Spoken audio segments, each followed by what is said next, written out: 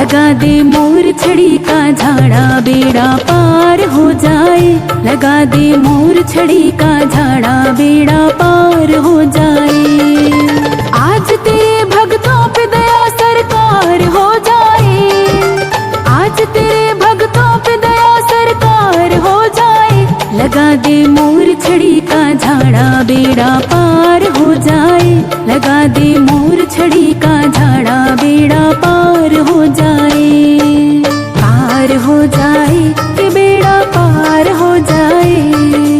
पार हो जाए कि बेड़ा पार हो जाए।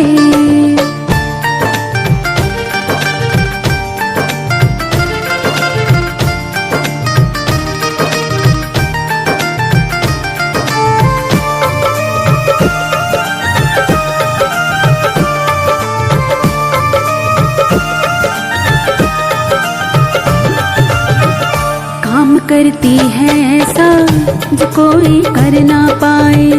बिना झाड़ी के किस्मत कभी भी संवर ना पाए। काम करती है ऐसा जो कोई कर ना पाए। बिना झाड़ी के किस्मत कभी भी संवर ना पाए। आज भरे दरबार मेरा उद्धार हो जाए। आज भरे दरबार मेरा उद्धार हो जाए। लगा दे मोर छड़ी का झाड़ा बेड़ा पार हो जाए। लगा दे मोर छड़ी का झाड़ा